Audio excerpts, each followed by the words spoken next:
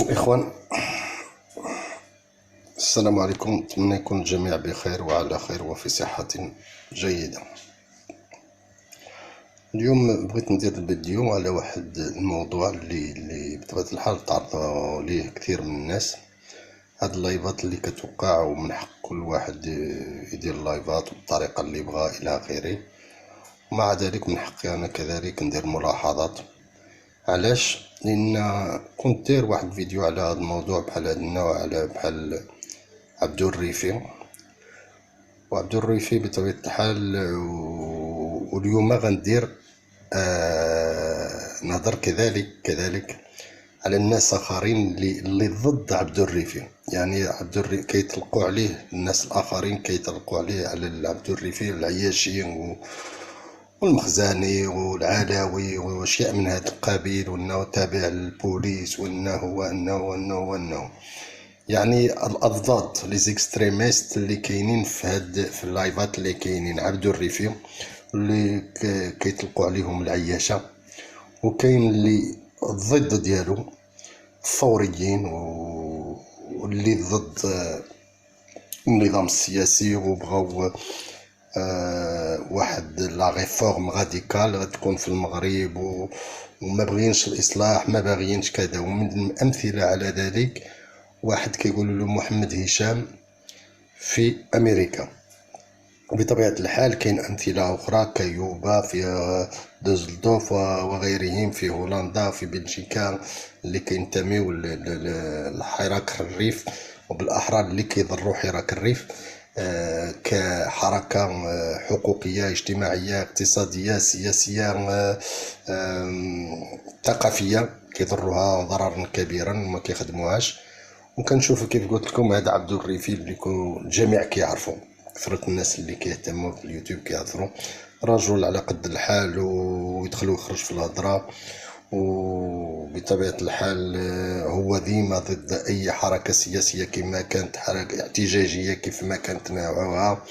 وبمجرد تبدي برأي ديالك كيطلق عليك بأنك خائن وأنك ضد الملك وأنك ضد الملكية، في حين أنه يمكن يتوجد كثير من الناس ضد الوضعية الاقتصادية والاجتماعية والحقوقية والسياسية في المغرب، في الوقت نفسه كيدافعوا عن النظام الملكي، ولكن النظام الملكي من نوع آخر، ماشي بالضرورة برلماني.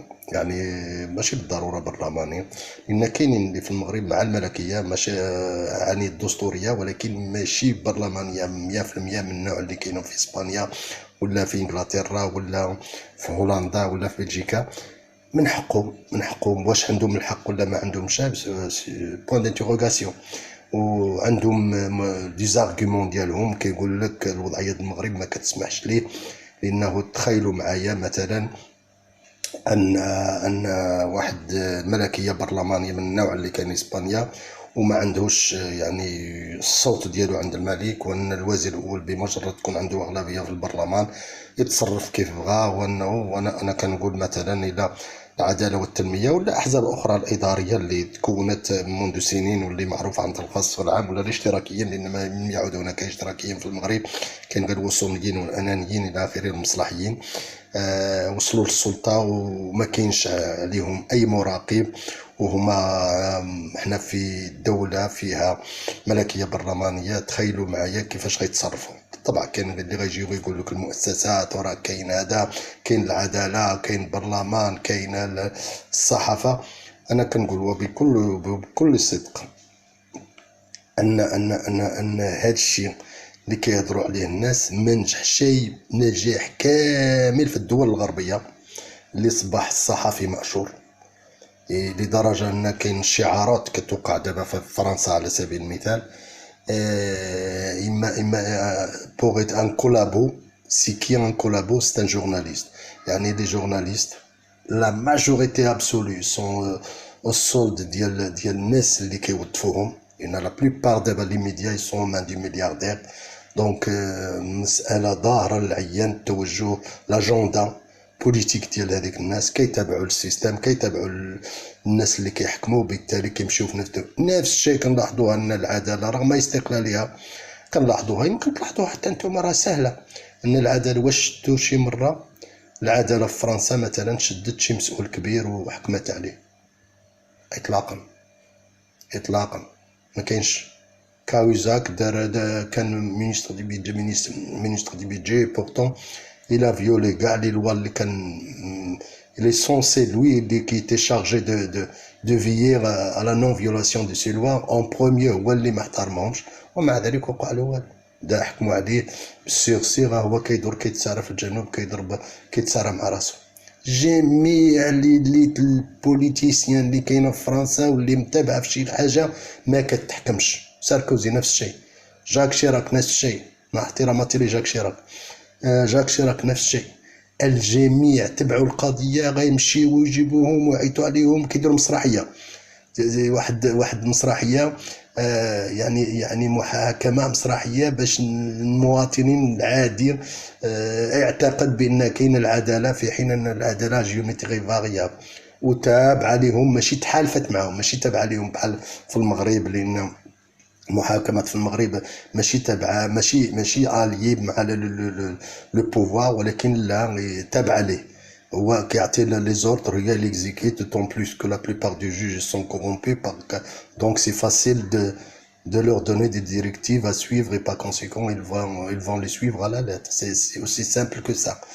في حين ان هنا في فرنسا عندهم مصالح مشتركه بيناتهم، هما كيخدموهم هما كيوظفوهم يعني بعد كونكور بيان سور كجميع المناطق، ولكن عندهم مصالح عندهم وبالتالي الحكومه كتخدمهم هما كيخدموهم بطريقه لي انتوشاب. سي لا كاست كومون اند كاين وحده لا كاست انتوشاب سي دي انتوشابل، ولكن هذوك دي انتوشاب اللي كاينين تما العكس ديال هذوك كاينين في لتحت على باز ديال البيراميد، هنا كاينين في القمه اي سون انتوشاب.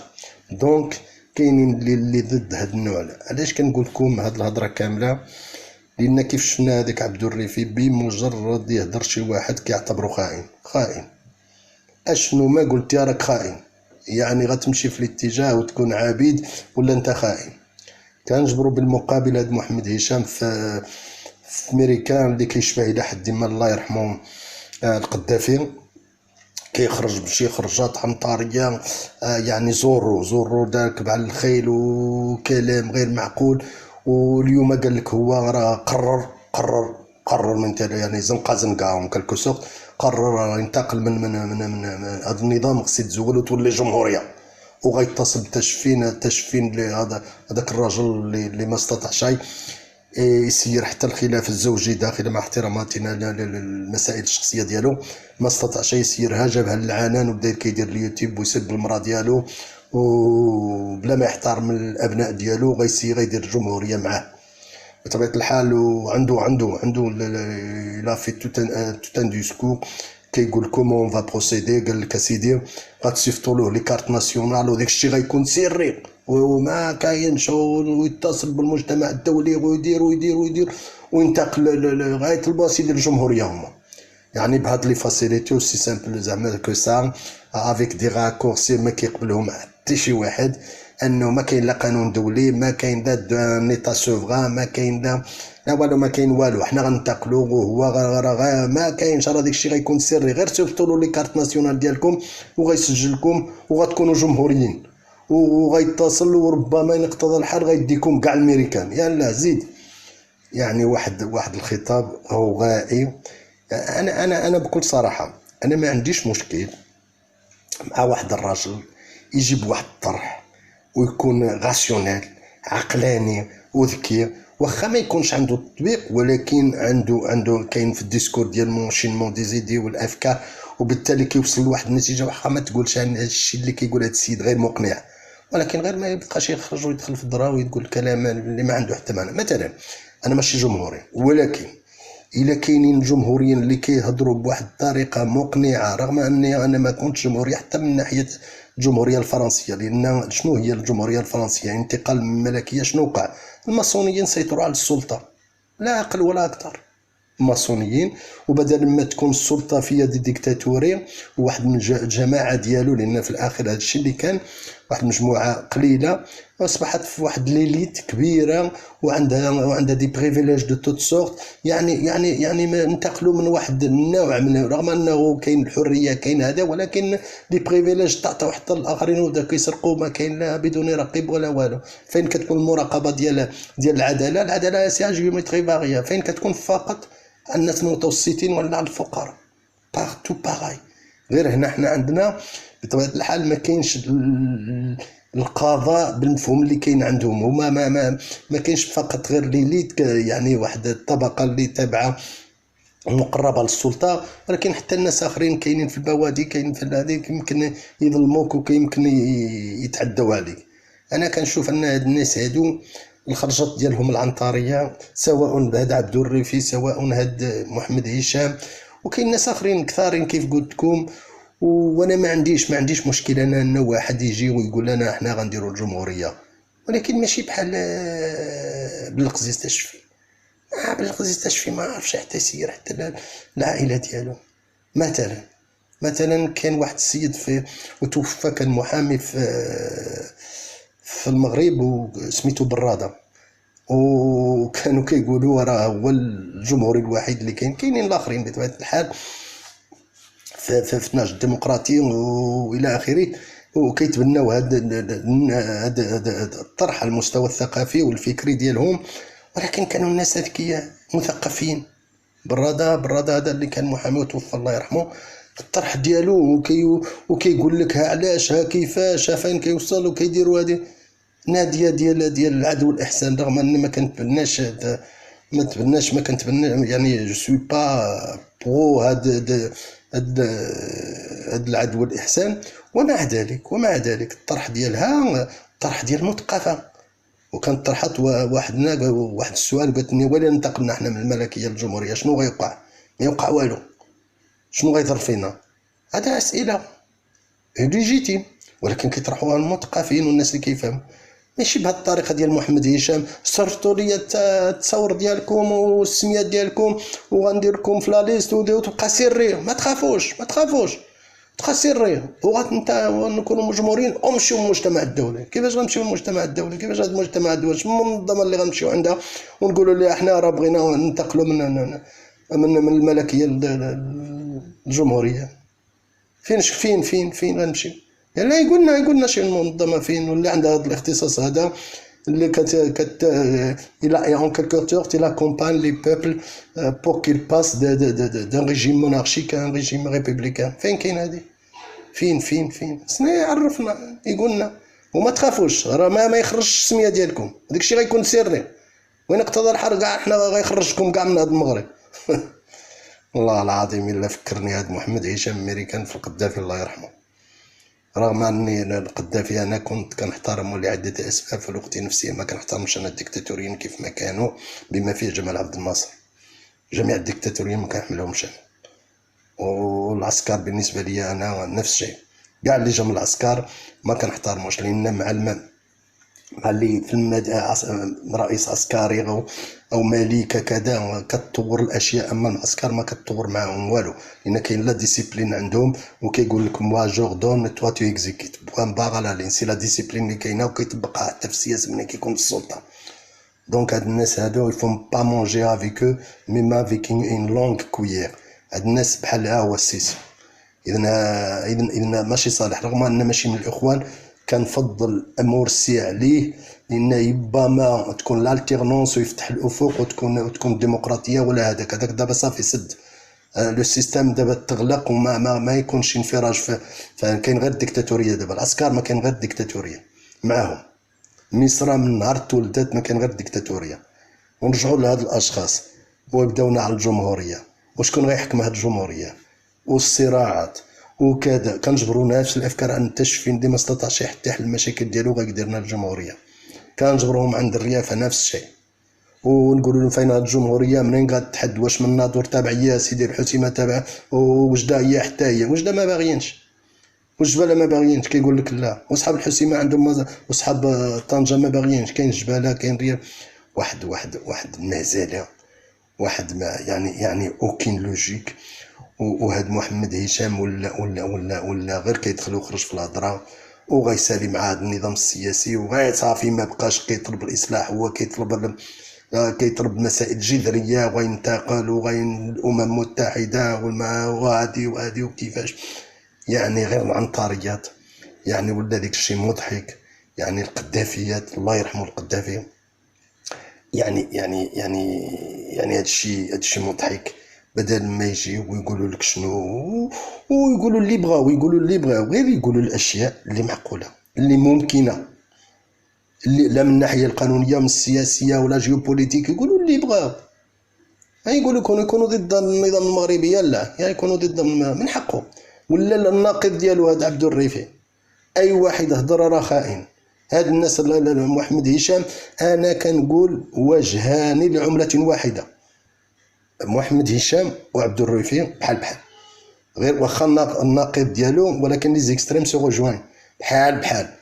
ما كاين لا منهجيه في الطرح لا والو، غير الهضره الخاويه والتهديد وراه غيدير. يعني غير العنطريات. انا هادشي هاد الناس ما بكل صراحه ولا اون ديغي لو كان مثلا ما عندهم شي طريقه اخرى غنقولوا ديزيموريست كيضحكوا الناس.